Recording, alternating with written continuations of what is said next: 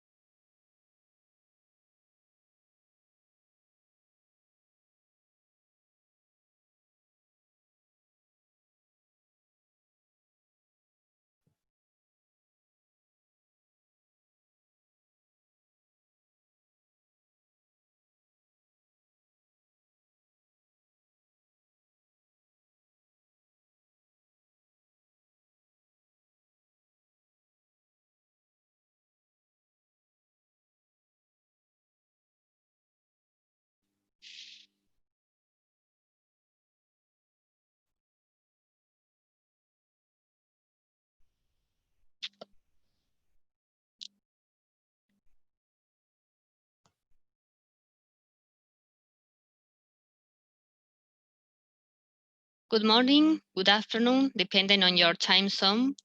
Here in Argentina, it is 10 a.m. Leandro Passarella and myself, María, Celina, Valls, as coordinators, would like to extend a warm welcome to the UTDT Global Tax Talks. Hello, Leandro.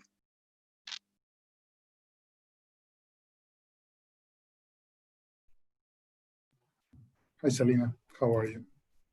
I'm excited to be back for our second dialogue of UTDT Global Tax Talks. Celina, could you please remind us what UTDT Global Tax Talks is? Yes, of course. Following UTDT motto of pluralism, UTDT Global Tax Talks is a platform fostering an interdisciplinary dialogue among scholars and faculty members from all continents on a single and hard tax topic. Based on a common questionnaire, tax law professor, economists, and political scientists will share their views on the same issue. In its first edition, UTDT Global Tax Talks will cover the impacts of COVID-19 pandemic on the international tax system. To begin our dialogues, we have a roster of 10 recognized scholars. Today, we have the honor of speaking with Professor Shome. Professor Parthasarathi Shome works on international taxation. In recent years, he has written 3 books of his own, edited 6 books, and published in many international refereed journals. Currently, he is a senior visiting fellow at the London School of Economics and chairman of the International Tax Research and Analysis Foundation. He was a Minister of State for Taxation in India, chief economist at UK Revenue and Customs, chief of tax policy at the IMF, and tenured full professor at American University in Washington, D.C. He has advised 35 countries across the world on tax reform. He was awarded the highest civilian honor in Brazil, Commander of the Order of the Southern Cross, for his contribution to fiscal reform. The National Tax Association of America recognized him as an outstanding student in the area of taxation and public finance for his PhD thesis. Professor Shome, we are honored to have you with us and look forward to our dialogue. For that purpose, let me give you an introduction of the topic that we will be discussing. In December 2019, a minuscule life form, a coronavirus, appeared on our human world. Since then, it has silently spread using human beings and their advances in technology as means of transportation. Nowadays, coronavirus is an uninvited guest in our lives and is everywhere, and human beings cannot see it or detect it before its unsettling presence becomes real, once it has already infected human beings. jeopardizing their lives. Governments initially reacted to the virus spread, requesting us or directly requiring us to retreat to our homes, disrupting our normal lives. Borders were closed, planes were grounded. We cannot move far from our places of residence. And if we do, in many cases, we are required to comply with a preventive quarantine. Will be very much like as if we were characters of a science fiction book, until an effective vaccine is designed to allow us to get back to normal, or the pandemic fades away naturally. Human beings will continue to be pushed to transform our lifestyles. This transformation includes the way in which we do business. Social distancing is now the rule, and electronic commerce is widespread. Everything is delivered to our doors or screens, and this behavior will likely remain once we learn to coexist with the pandemic. If we change the way we do business, this for sure has tax implications. So far, governments have used tactics and tools already known to them to deal with this pandemic's effects on their country's economies, and their long-term results are uncertain. In UTDT Global Tax Talks, we will discuss various tax issues derived from the challenges that COVID-19 poses to human beings' economic relationships, and how states could deal with them effectively to continue generating revenues to provide the essential services that human beings expect to receive from them. For that purpose, Celina and I have prepared a set of questions that was sent to the speakers in anticipation to our dialogues. We don't know their answers yet, but we will listen to them attentively to provide our conclusions on November 11. Celina, why don't we start?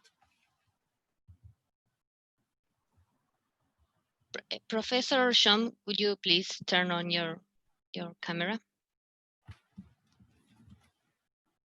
Thank you. Okay, we will start with the first question. Okay, the first question is the following one. During the lockdown, multinationals have adapted rapidly. Some of their activities in other countries may have been performed without the need of any local presence. Home office has become the rule. It may no longer be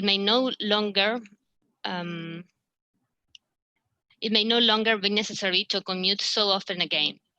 Assuming that the international tax system continues to be based on the source versus residence tax distinction, should the concept of permanent established be revisited and redefined? How?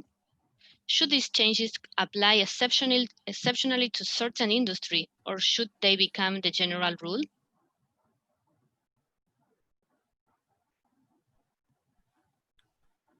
Professor Shome, you are muted.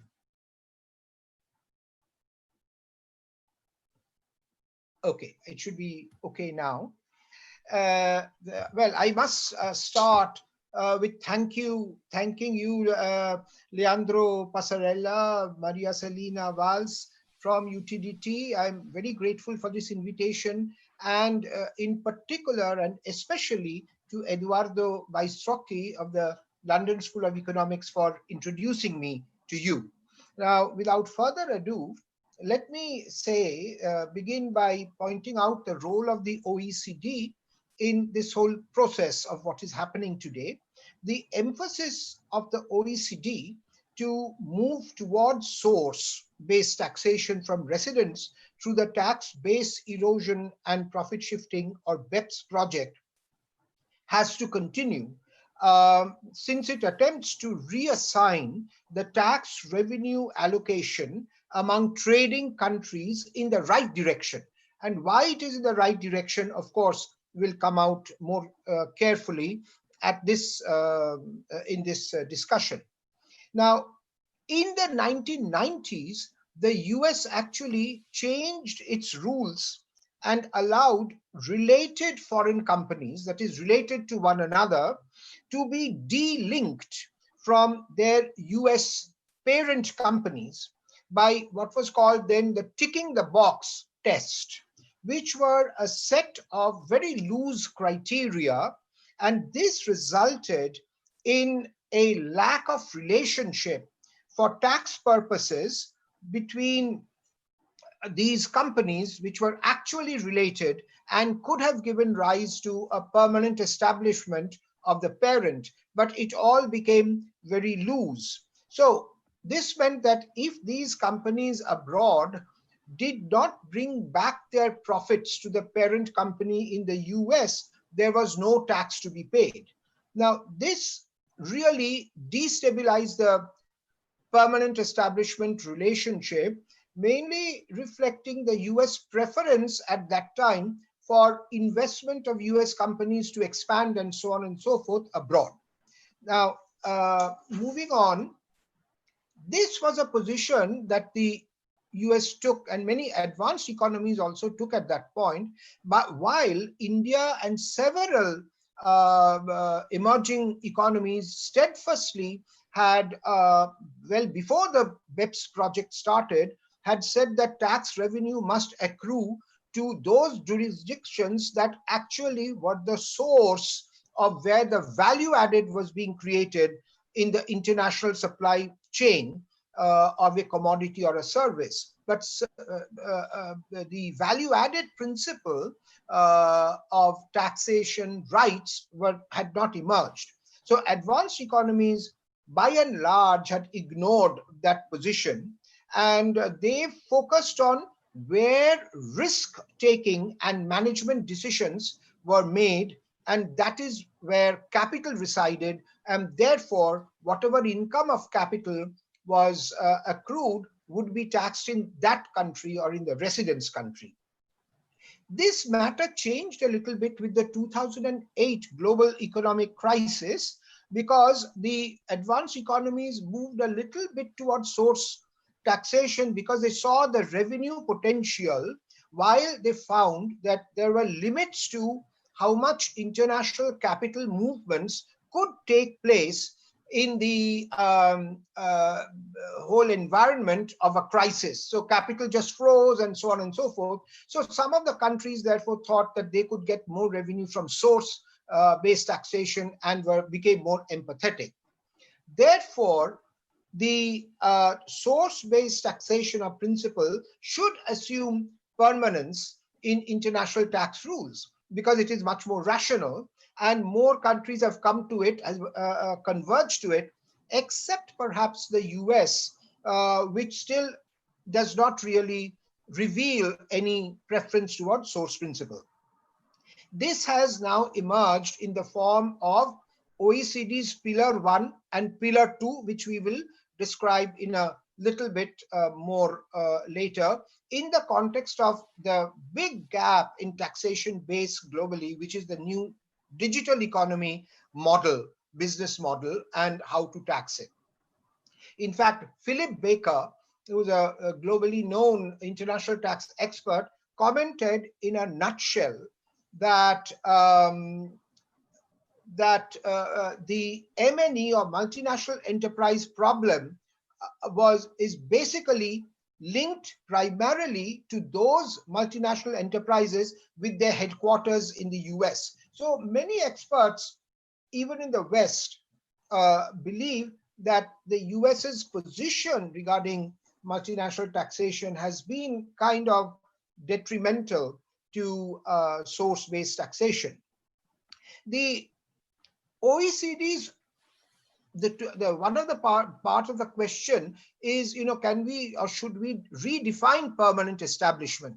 And actually, the OECD had done some initial work in 2014, and it is proposed a permanent virtual establishment. And in fact, it was not a bad one.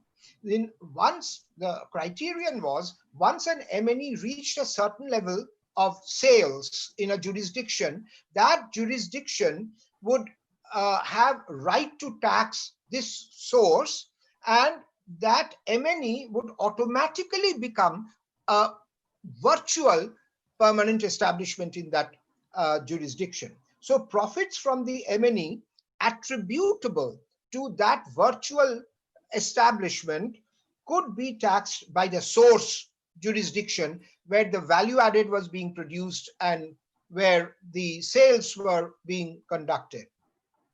So providing a healthy customer base should be sufficient to tax. That was the idea behind this virtual permanent establishment. Next, please. Yeah. So in other words, if there is continuous and commercially significant business activity in a source country, then the enterprise there, virtually or in reality, can be taxed, was what was basically that idea. And if we can revive that idea of a redefinition of permanent establishment, then I think we would move in the same right direction. However, in the fourth bullet, I say that the OECD's PVE discussion draft in 2014 came out only for the sake of completeness. And that is, as in the case of many OECD documents, obviously there are a lot of country interests that are involved there. And so it probably means that the OECD is not yet proposing to push forward these suggestions, at least at this time. So other experts like Girish, K.R. Girish from India, have said that by opinion wise, it reflects a kind of lack of enthusiasm for these kinds of ideas to go through at this stage. So yeah, we go back. I'm sorry. Not at all.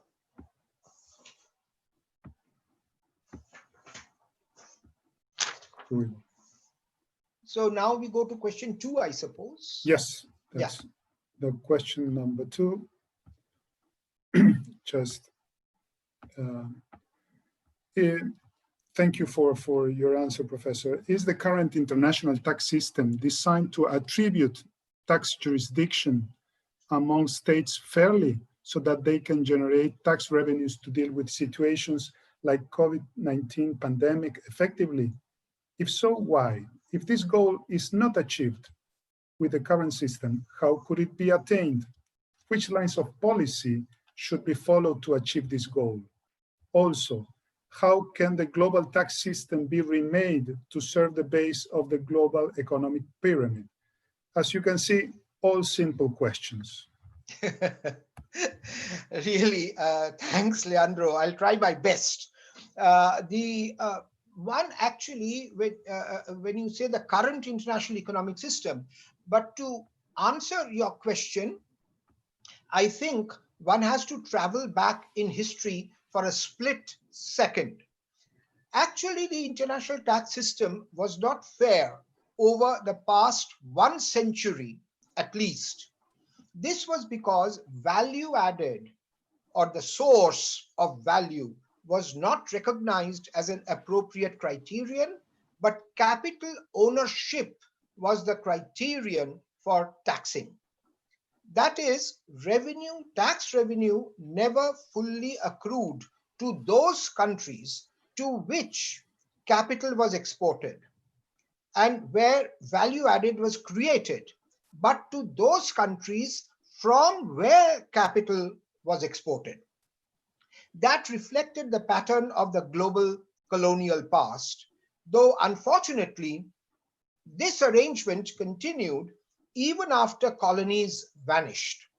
It reflected the predominance of the OECD, an advanced economy group powerful in consolidating its own interests. But the BEPS project is challenging this and attempting to alter it due to the presence of emerging economies in the G20 or group of 20, which sponsored the BEPS project. So the OECD rose to the occasion, significantly altered its stance, and has carried on a lot of good work from then on. And lastly, how can the global tax system be made to serve the global economic pyramid? This one is a tricky question, I would say, because the global economic pyramid, how to serve, in international taxation, even to move just from residence to source is a difficult thing.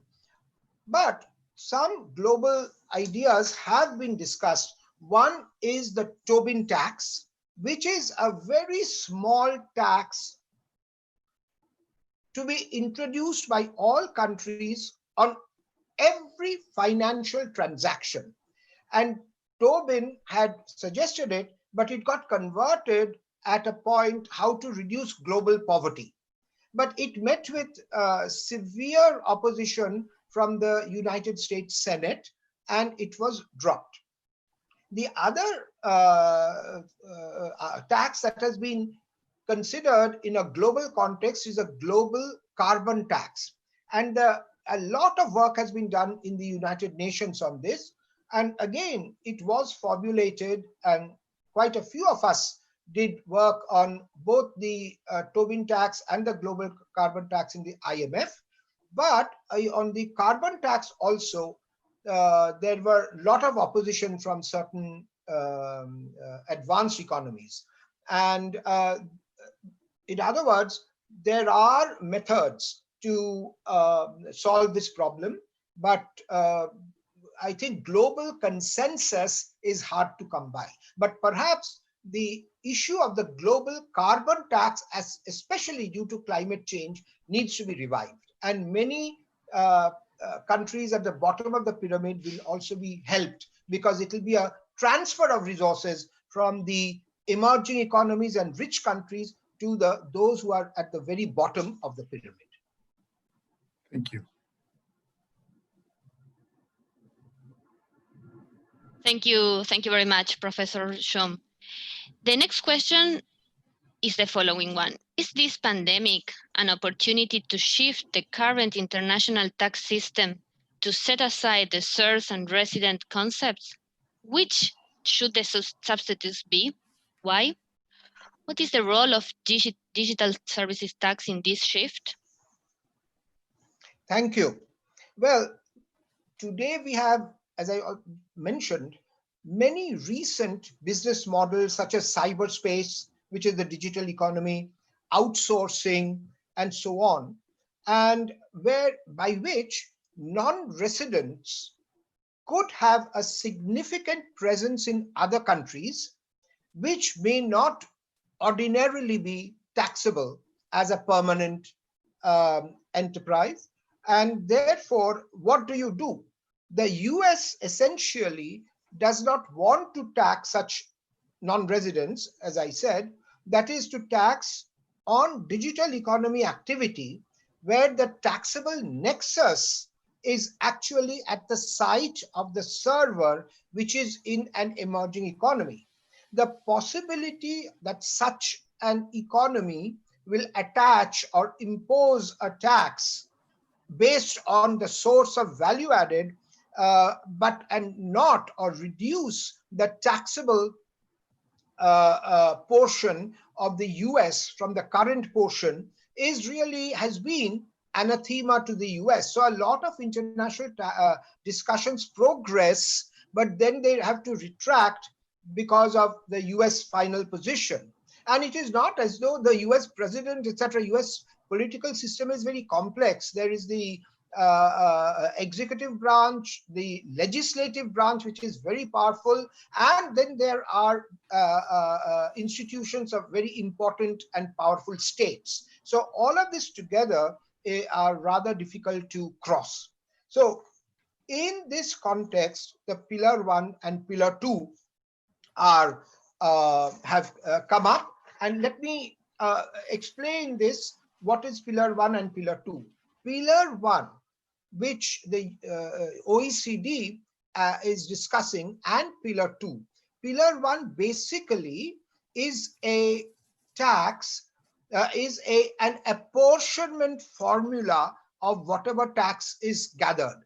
This apportionment formula has underlying it how any tax, collectible tax, will be apportioned between residence countries and source countries along the chain of production and distribution.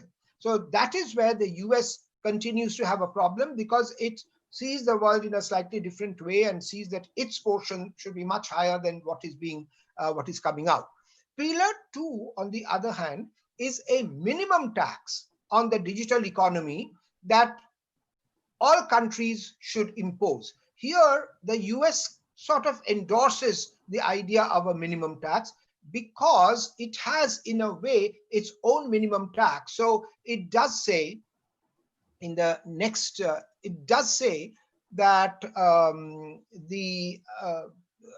that a minimum tax should be introduced, and it should be seen through a minimum tax that everyone gets a share, but it doesn't say which is the portion each country will get. It says, therefore, here you can see that it is the pillar 1 is divided into 3 tranches. The first tranche A simply indicates that there will be a very small allotment based on source automatically. But here there is a threshold and there is an arm's length principle to be maintained and so on. So actually this automatic source allocation, source-based allocation is very small. And I've taken these from Professor Aviona's presentation because they are there and very nicely explained. And tranche B will give source countries a little more revenue, but it will depend on a fixed presumptive, in a way, return on intangibles. But again, it will be subject to permanent establishment rules and so on and so forth. And tranche C will grant them some more, but subject to binding arbitration. So if there's a disagreement on tranche C, there can be arbitration between 2 countries and the outcome will be binding on the 2 countries. On the whole, therefore, the conclusion is that you will actually not get much revenue. And is it worth going through all this process globally just because the US has a similar idea based on its base erosion and anti-abuse tax, or BEAT, which is now being talked about a lot. So in all practical terms, what we are seeing is that the total amount collectible based on tranches A, B, and C is not going to be very high, but it is being discussed by the OECD under pillar 2. Pillar 1 will probably move forward a little more easily. Okay, so let's go to question number 4. Yeah. Which is on transfer pricing. Okay. Yeah. Do you think that the pandemic affects M&Es in intercompany transactions comparability? And which are the challenges and possible solutions to determine the arm's length range during this economic downturn? And finally, is a formulary apportionment a solution or an alternative? Good. Would you? Good. Well, this question is very practical. The reason being that we are going in this pandemic, what is happening?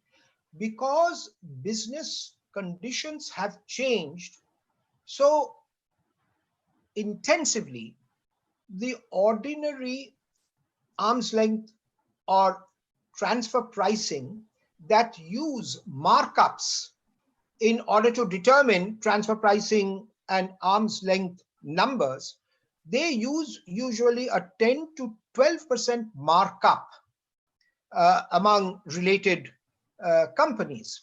However, during the pandemic, all sectors have suffered, whether manufacturing or services, and their markups have really crashed.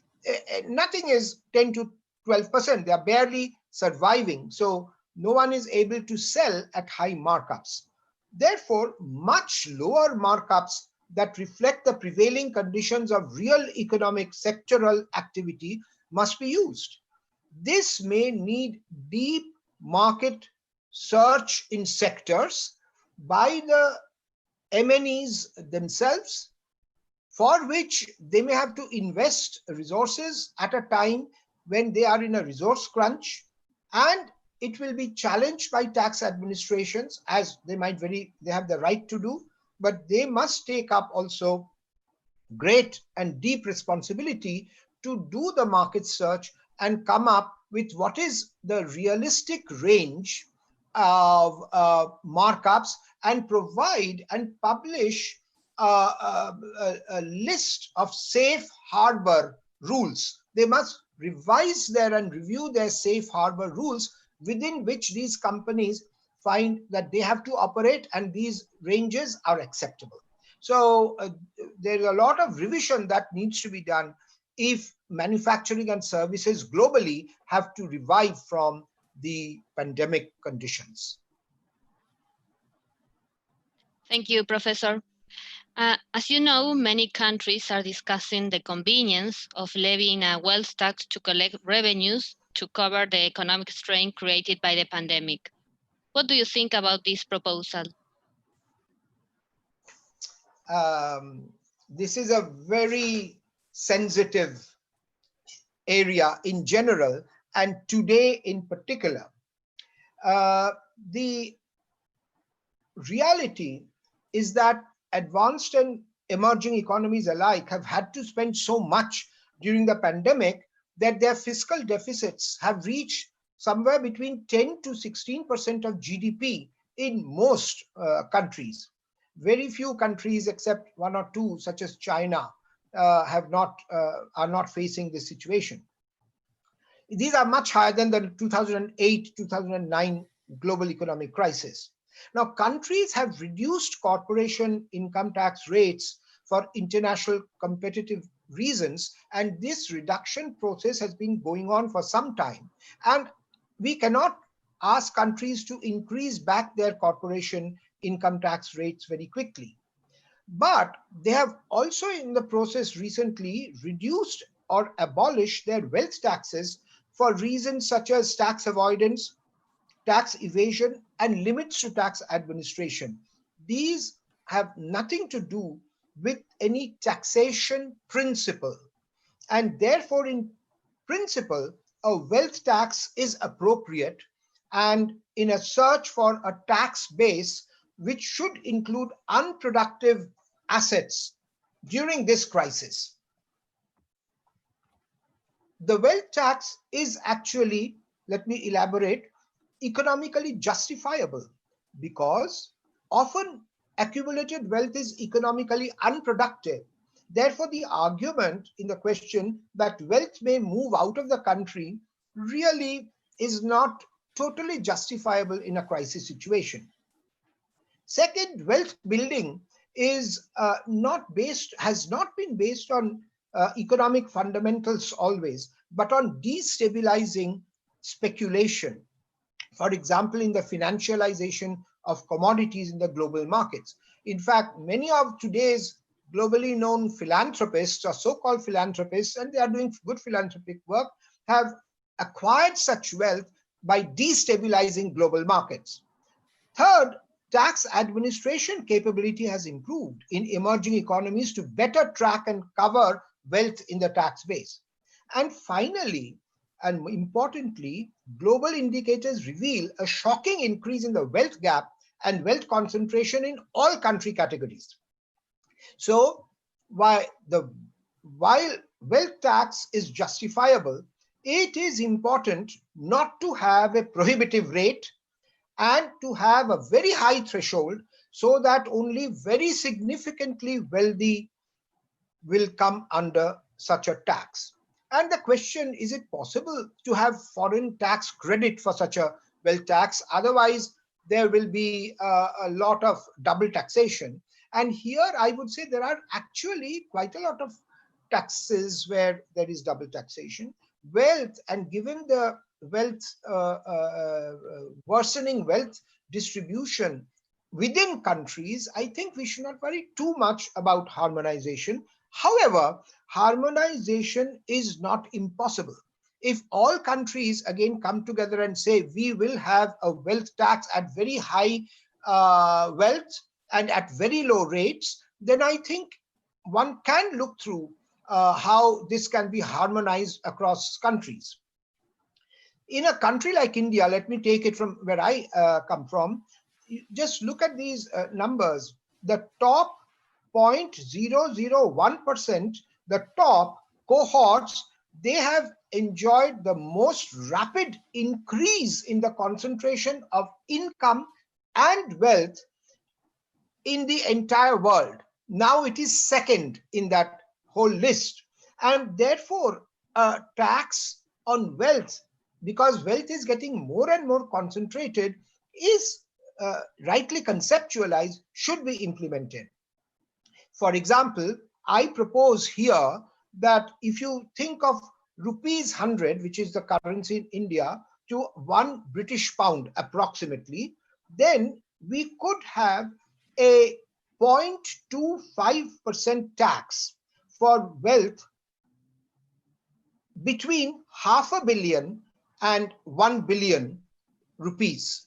So if you divide by 100, you get, it is starting from, I'm proposing from 5 million pound upwards, you put a 0.25% tax and let the tax be 0.5% or 0.5% over rupees 1 billion or above 10 million pounds, which is about $13.7 million.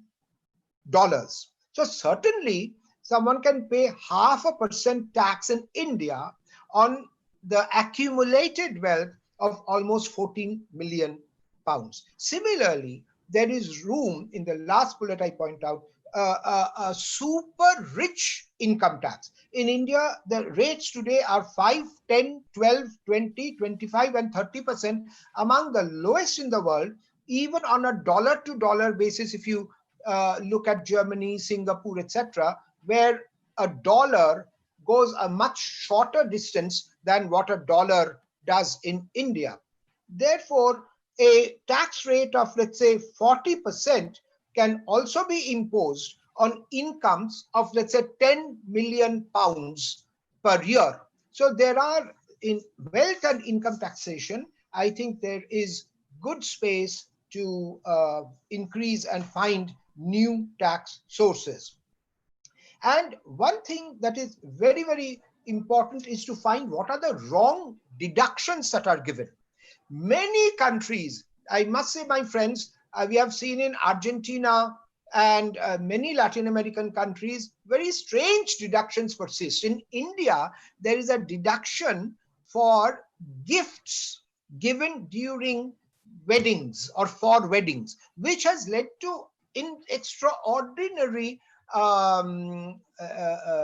expenditures on weddings, which are all deductible, up to a point, but a huge amount is deductible. In fact, my very close friend, mentor, and ex-boss, Professor Vito Tanzi from the IMF, he said, Partho, in my town in Italy, the big event was, there was an Indian wedding and they actually brought elephants to Italy for a part of the wedding celebration. So we have to look for these kinds of avenues and really clamp down on them. Well, that is great that in India they promote family, you know. It's, yes, but so, this is not the best way. But anyway, yeah. It's a fiscal incentive to marriage. Okay, so now that you have spoken about tax increases, the question that comes up is about taxpayers' response. How do you think that taxpayers may react in general to any potential tax increases resulting from the pandemic? Could their government's approach to deal with the pandemic have any implications in terms of tax reform and taxpayer willingness to accept a tax hike? Well, the answer is frankly a bit rhetorical. I would say that unfortunately, there remains no alternative to tax increases today, as I tried to justify in the context of the pandemic. Obviously, it is not judicious to increase corporate tax burden on an already reduced economy everywhere with little confidence, dormant capital, low bank lending, high under or unemployment. Therefore, I think that there is unlikely to be willingness, but a realistically designed wealth, income tax, and reduction of deductions should and must proceed, because there is no other way that we can justify in what other way can we have our tax increases. In some countries that have introduced equalization levy and so on, I think they have to continue because there is nothing illegal. The US went against France because France's tax was very targeted, and the US said it was discriminatory against US companies. And it appeared as though that tax, the French tax, was very targeted on a narrow base of such companies. Whereas India's equalization levy is very broad based. There are some hitches and tax collection has been low. But once the government clarifies with notifications what is the actual base and so on and so forth, it should come, even if it comes under the magnifying glass of the US, it should be able to pass, I feel. Now, another method for government, which is kind of non-tax measures, I think is for governments to issue bonds. We know that central banks could make credit available through commercial banks, which could again lend to the economy. But we do know that massive issuance of debt also can lead to hyperinflation. And no country wants to go into a stagflation, that is economic stagnation or deflation married with high inflation. And India's has the potential, given the sudden crash of the Indian economy this quarter. Numbers have come out that the GDP has fallen by 24% on a year-to-year basis for the first quarters. Manufacturing has fallen by 40%, service sector has fallen by 50%, only agriculture has gone up by 3%. So many countries I'm sure are facing this situation. So hyperinflation could result in a situation like this if the government issues more and more debt. One possibility, like the US Federal Reserve, is for the central banks to issue their own bonds. And so they issue the bonds and they pick up the bonds as they wish. So in other words, they replicate the job of the government. And this will probably give more confidence to the purchasers of such bonds. So I feel that instead of the government issuing a lot of debt and it passing on this lot of inflation and so on, and the burden of debt, public debt to posterity, if the central bank does it, which is usually a much more careful and conservative institution, perhaps countries can experiment with this idea, something that the US seems already to have started.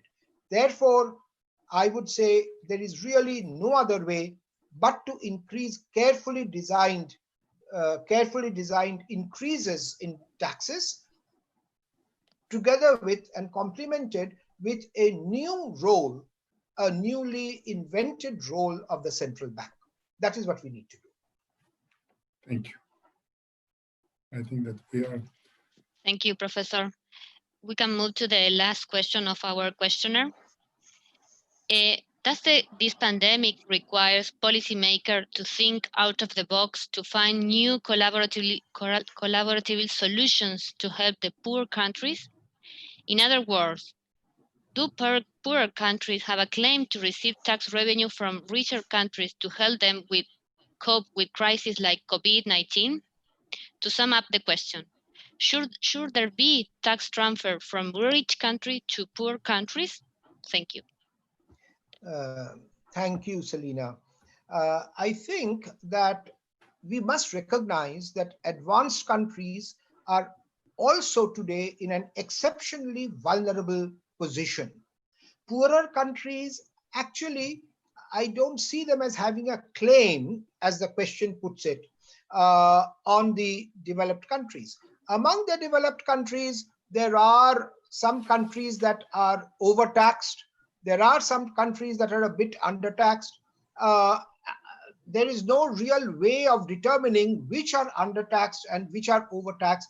That depends on the size of the public expenditure and ultimately the size of the public debt, which the citizens of the country have the confidence to bear and are willing to pass on to posterity, and which the youth or younger generation of the country are willing to bear.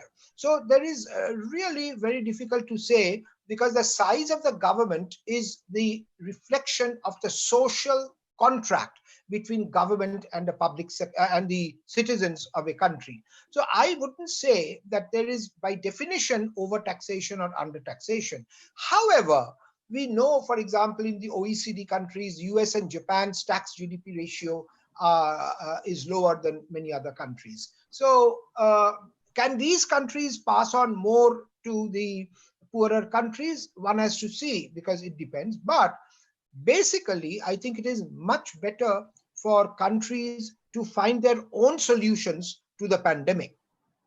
Despite this, there are direct and indirect transfer methods that may be deployed by countries and institutions. The direct methods are member countries can collaborate to increase funding through the IMF, through macroeconomic and structural loans, and the World Bank and its various affiliates, regional affiliates, for sectoral lending through their crisis windows.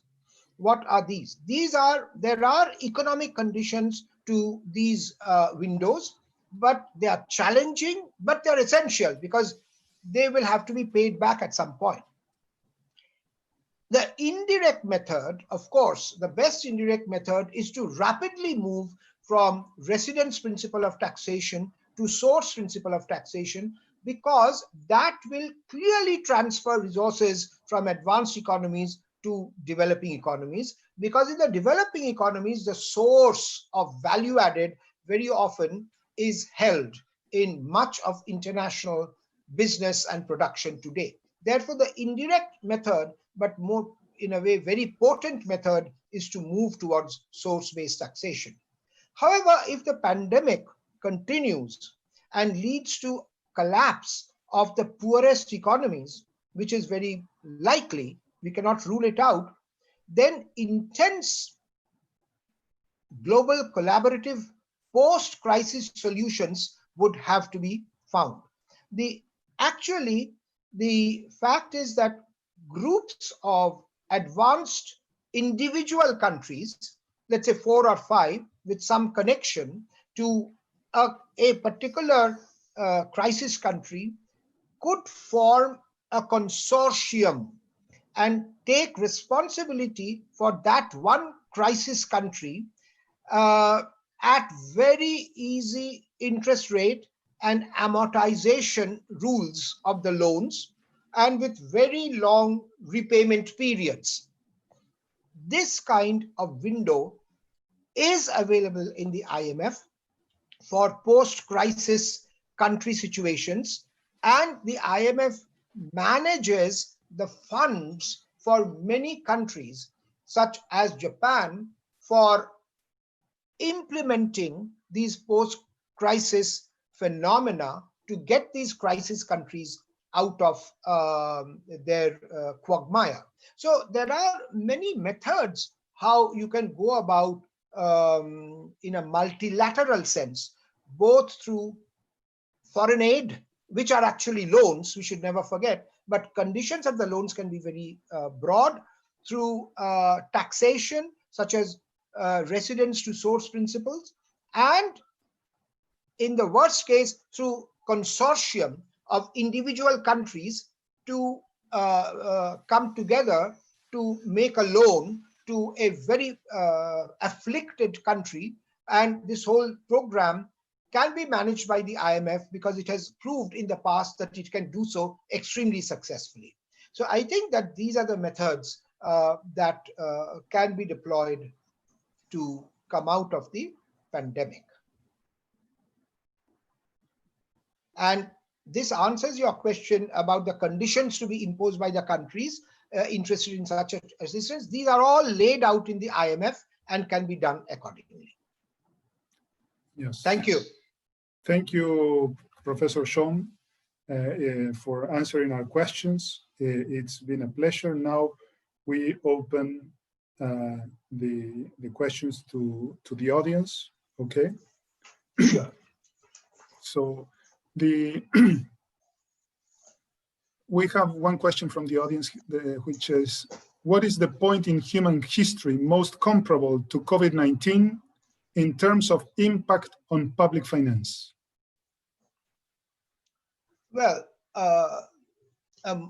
most recent example, of course, is the 2008-9 global economic crisis, where countries had to spend extraordinarily high amounts and on socio-economic expenditures and cut back on investment because the money multiplier in the bank system was simply not working. The money, whatever they had, no one was, demand for credit had collapsed. There was no economic activity, and therefore the government had to come in at suffering from very high fiscal deficits, and many countries therefore reduced their unproductive consumption expenditure. There is, whereas where the government found there were some consumption expenditures that could be, especially, unfortunately, many of them were social expenditures, they were cut back. But investment type of public expenditure carried on. A very important example of that policy was Mr. David Cameron, the Prime Minister of UK, his policies during that time. In fact, they announced that they will be cutting back consumption expenditure, even though that would hurt a lot of people, and they would protect the investment expenditure. So that is the most recent period. Then if we go back, there was another period of Great Depression, which we learn about. And previous to that, in the previous beginning of the previous century, there was, for whatever reason, something called the Spanish flu. But so you have a sequence of events where you see that the government has had to come in and restore the public finances in a very deliberate way. And somehow, I have felt through my observations, my limited observations of economic history, is that very often something external has happened in order to give a jerk that has brought the economy back. For example, in the case of the US, in the post-depression era, some analyses have shown that what did happen was the reinsurance of the Federal Deposit Insurance Corporation, FDIC. So the insurance of FDIC provided a lot of institutional support, and somehow it worked. People gained confidence. They went back to demand housing and so on and so forth. So that provided a very uncharted, but finally from analysis, it came out that it was very supportive. Then, of course, some other very critical economists have also pointed out the role of demand from the defense industry, from which increased the overall demand in the US economy. Then also there were several industries that went through monopolization, and whether we like it or not, the economies of scale generated by monopolization also helped. So what I have observed is that rather than government, I'm not putting down the New Deal of the great American President Franklin Delano Roosevelt. I am not putting down India's redistributive programs which are going on for the last 10, 15 years.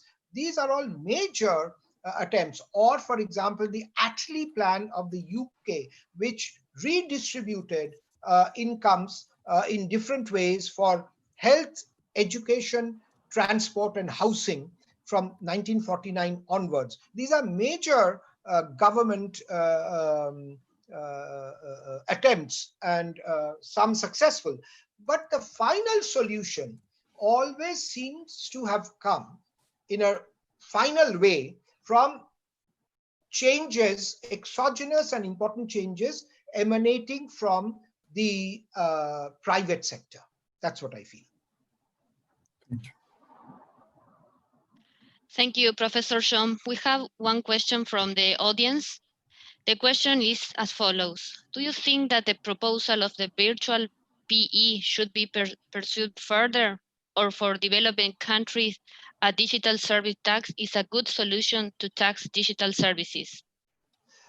Yes, I think I tried to explain that, but let me elaborate both. I think my answer is yes to both.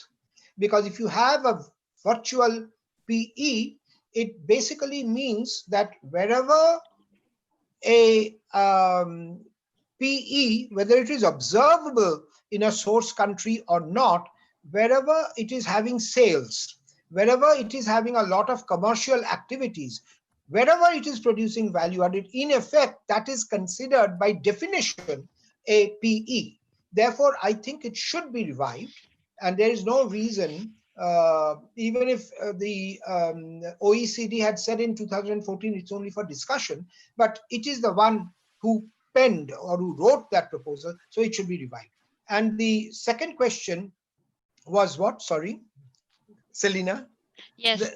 The question was about the for developing countries to develop the concept of PE, virtual PE, or digital service tax. Oh yeah, right. In fact, I think that over and above the virtual PE, the digital tax is also very important.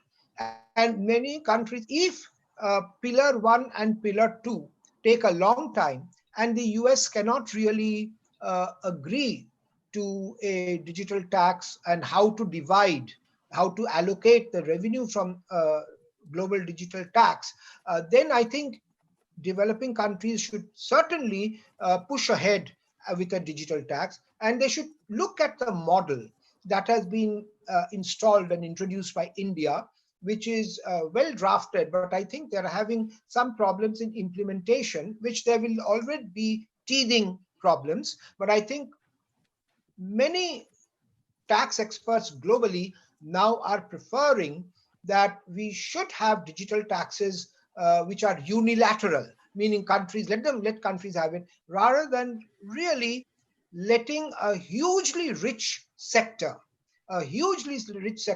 go tax-free. So it is important for developing countries to revive it.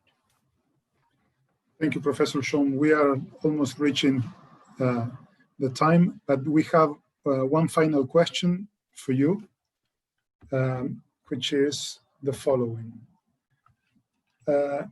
What, according to you, may be the impact of COVID on efforts on bringing multilateralism in tax administration? Well, thank you. It's a very important issue. You know very well that there are some multilateral efforts in tax administration. The one very important institution being CEAT, the it is called Center for Inter-American Tax Administration, but actually it is a global enterprise. And it has done tremendous work for multilateral tax administration. There are many other regional institutions, and COVID-19 and cooperation multilaterally go hand in hand, because the tax participation is going to reduce because of COVID, no doubt. Therefore, tax administration with a soft touch, not roving inquiries, not a heavy tax administration, but with a soft touch through multilateral agreements, such as those promoted by CEAT and other institutions. I think that they are very important and they have a tremendous central role in the area of tax administration. Well, thank you very much, Professor Shome. It has been very illustrative, your presentation. Thank you for answering our questions, for taking the time to analyze them. Celina, thank you for being here, and also to the audience. We are going to our next talk next time with Professor Andrés Báez Moreno from Spain. I think that due to this pandemic, I think that we can speak about being not in a bat cave, but in a tax cave, no relationship with COVID whatsoever. But next Wednesday, at the same tax time, in the same tax channel, instead of bad time and bad channel, okay, as Batman was, okay? Thank you, Professor Shome. Thank you, Celina. See you next week. Thank you. Bye-bye. Thank you. Thank you very much.